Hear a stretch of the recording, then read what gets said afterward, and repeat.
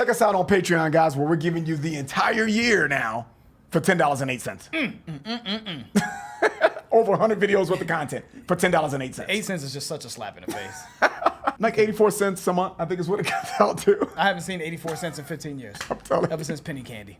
So check us out on Patreon, guys. Hope to see you there. The entire year. What's up, guys? Your boys are back. I'm Ryan, my man, George. What's shake, guys? How you living out there? Shout out to the free thinkers, of course, of course. Yeah, man. So we got Queens of the Stone Age, finally, right? Queens of the Stone Age, man. We're doing Go With The Flow. Gotta go with the flow, baby. Why did we choose Go With The Flow? Because we put a post up on Patreon asking for Queens of the Stone Age requests. We went through all of them, and Go With The Flow came up a lot. I think that even people, if you guys had a chance to go through the comments yourself, you would see that this is clearly based off of that post. That you gotta go with the flow. You gotta go with the flow. Yeah, man. And then go with the flow. So Queens of the Stone Age, when we have done Caius in the past, obviously we recently did Whitewater by Caius, and then we did Gardenia by Caius. Queens of the Stone Age always popped up in the comments. Yeah. Anytime Stoner Rock or something like that, Desert Rock, came up, Queens of the Stone Age. And it looks like the lead singer, Josh Homme, I guess after the dissolution of Caius, he didn't form Queens of the Stone Age. We were kind of looking that up in Wiki, and obviously based off of what you guys told us in the comments. Yeah, man. And it's saying here, Queens of the Stone Age developed a style of riff-oriented heavy rock music. Their sound has since evolved to incorporate a variety of different styles and influences, most notably including collaborations with Screaming Trees, with lead singer Mark Lanigan, I believe, and Foo Fighters frontman and former Nirvana drummer Dave Grohl, of course. So that's cool, man. And this song, Go With The Flow, is off of the Songs for the Deaf album. And No One Knows, a song that we did. Check that out. There's a lot of people that requested No One Knows in the comments. That's actually still on Patreon. That's been on Patreon for years now. Yeah. So check out No One Knows, man. Yeah, we did that one. And that's off of the Songs for the Deaf album as well. So that No One Knows song was interesting, man. It was kind of catchy, and it had this sort of alternative sort of pop rock feel to it, man. So I'm curious to see, because when we did Caius, people were like, oh, you got to do Queens of the Stone Age. But when I think about No One Knows and the stuff we heard from Caius, the shit from Caius was super dirty. It sounds way different. It sounds way different. Yeah. To me, anyway. I don't know if that song, No One Knows, was just because it was maybe a popular song for them. Maybe that's just quite a departure from what they normally do. I'm not sure. But that didn't sound like Caius. But maybe it's just because, of course, Josh Homme was in Caius, and that's where they're making the connection. So, because the music didn't sound the same. But let's get into it, though. You know what I mean? Queens of the Stone Age. Go With The Flow. Right into it, huh? Right into it. Let's go.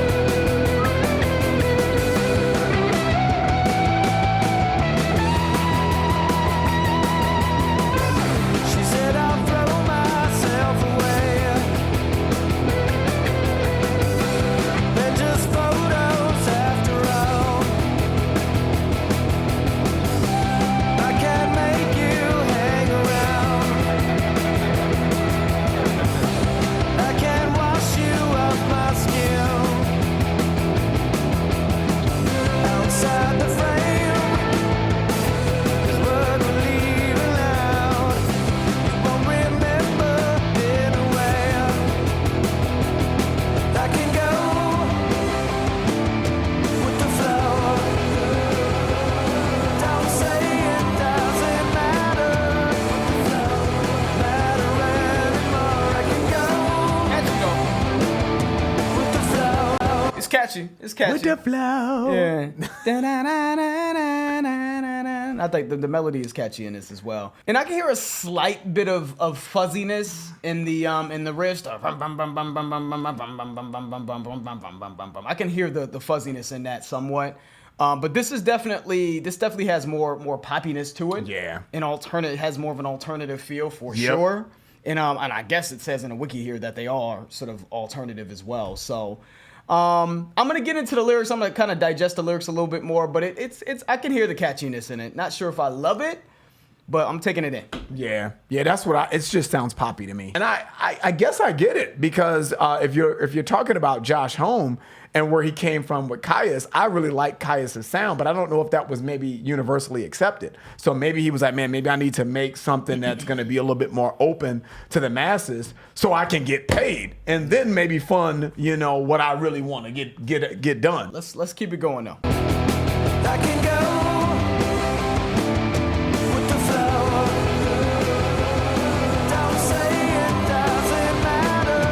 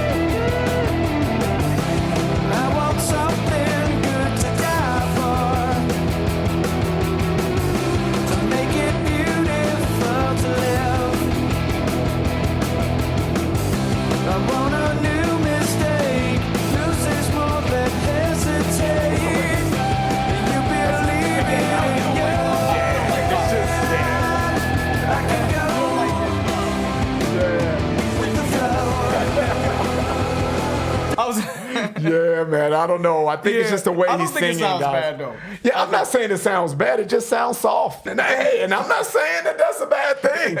I'm not saying that that's a bad thing. You probably can go back in some of my catalogs and see some things that may be kind of soft. And you be like, that's kind of soft. So I get it, but I think it's really. I mean, I'm clowning, guys. I know I'm making jokes, but the moral of the story, I'm trying to identify what I don't like about it. That's just kind of taking me out of the song, and it's just the way he's singing. La da dee dee da da da. It's pretty much a guarantee that. But getting into the lyrics though, man, verse 2, where he says, he starts off by saying, it's so safe to play along, little soldiers in a row, falling in and out of love, something sweet to throw away. I want something good to die for, to make it beautiful to live. That was beautifully written. And then he said, I want a new mistake, loses more than hesitate. Living in like this sort of safety bubble and not taking chances and not living life to its fullest is not the way he wants to live. He wants to take chances, gamble, make mistakes, because that's where he sees the beauty in life. So I thought that was really smooth how he wrote that. With that being said, man, I kind of looked at the wiki as I was kind of bouncing between the lyrics and the wiki, and I was looking at the history of this band, and it was they were talking about how the name came to be, and it was saying that I guess the name Queens of the Stone Age came from a nickname given to Caius by their producer Chris Goss. Holmes said of the name, kings would be too macho. The kings of the Stone Age wear armor and have axes and wrestle. The queens of the Stone Age hang out with the kings of the Stone Age's girlfriends when they wrestle. Rock should be heavy enough for the boys and sweet enough for the girls. That way everyone's happy and it's more of a party. Kings of the Stone Age is too lopsided. But based off of reading that, man, I can see that. I can see that they're sort of what I feel is a deliberate attempt to appeal to female listeners for sure. That makes perfect sense, man. It's just not for me. It's not for guys. And that's exactly the way it sounds to me. It's just not for me. It's not for me to like. So I'm so glad that you read that, because I don't feel bad for not liking it, because it wasn't meant for me. I think he said he's supposed to be, I think it's supposed to be both. No, it's meant for the girls. That's what they said. You know what I'm saying? They're sliding in on the female side of things while they're while the guys are doing manly things. So I get it. I get it. You know what I'm saying? This ain't for me. Let's finish it up.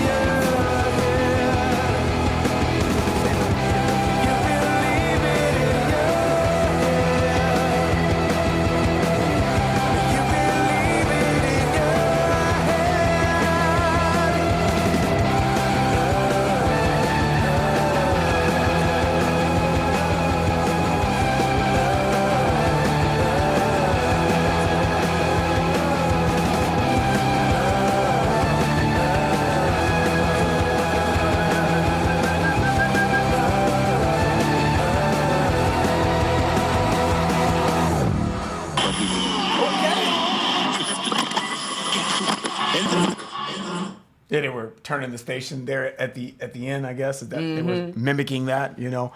Sounds about right. That's what I would do. Turn the station on that one. Yeah, that's what I would do. It sounds about right. Now, man, I'm gonna try to be serious here for a minute, guys. I know I just kind of been like whatever with this video because I really just don't like the song, man. But I'm trying to really be objective and see if there's any redeeming qualities for me, or even if it's outside of something that I would listen to or that I like. Was this song done well? Is there parts of this song that I'm like, you know what? I get it. And I think musically it's okay. I don't even think it's phenomenal as far as groove and melody and things like that and cadence. I don't even think it has that for me. But I just really believe the way Josh Homme is singing this song, man, it's so feminine to me. It's very, but I know that based on what we read in the wiki, I'm pretty sure that was the ideology and that was the idea and that was the goal. And I think they accomplished that though. So I think If that's the goal, they knocked that out the park, you know. But I just think outside of the softness of the way he's singing this song, it's just mediocre to me. I mean, I don't think anything is great about this song. I think it's safe. I think it's very, very safe. And I said at the beginning, I think they did this for, hey, this is, at the end of the day, we're making music, and this is something that we want to recreate our own art form, but we need to make money. And to me, that's what this sounds like. Like, hey, we got to market this, and this has got to be something that the masses can at least tolerate, and we can play on the radio, and because that wasn't what Caius was about, you know? And I just prefer that Caius sound, but that's not necessarily going to be the course or be the sound that may be accepted to the masses. So I get that if you have to do that, you got to do what you got to do. You got to play the game, so to speak, to win, you know? And I kind of feel like that's kind of what they did with this song. So that's what it is. All set? I'm done. Yep. So there was some really crafty writing in this song, man. So that's one thing that I did appreciate about it, at least that second verse. In the first verse, I have to take some time to kind of figure out how it's tying into the second verse, because it seems like he's talking about a woman who's saying she'll throw herself away, you know, all this other stuff. But I got something out of that second verse. So it just seems like, to me, Queens of the Stone Age, based off the two songs that I've heard, this one and No One Knows, it just kind of, I don't know, man, the way that, you know, the amount of comments that we've received, and maybe it's just we need to hear more songs. But from what I'm hearing, it just seems like a just solid pop alternative rock songs that I've heard. I don't know if I've heard anything that I would say that's sort of groundbreaking in the music based off of all the other bands that were kind of doing their thing around this time, you know? So it's not bad, catchy, I understand why it works. But, you know, not going to make my playlist, but I'm not mad at it. Give us some other suggestions, though, man, because based off of the comments, man, that you guys made about this band, about them being sort of ultra creative and all this other stuff, and just it just seemed like we have a lot of diehard Queens of the Stone Age fans under that post. So I maybe expected something different. After coming off of No One Knows, I was like, okay, maybe that was just their hit. Yeah. But when we get into the catalog, we can hear some interesting things happening. But I don't know if I heard that here, man. But you know, let us know, man. Give us some more suggestions. Hook us up. We'll see. And that's it. That's the end of the video. If you guys enjoyed that, please hit the like button. If you haven't subscribed, please subscribe. And also, guys, check out our Patreon channel if you're interested. It will allow you to get exclusive access to our content. The link for that will be in the description. I'm George. That's Ryan, Lost in Vegas. We out.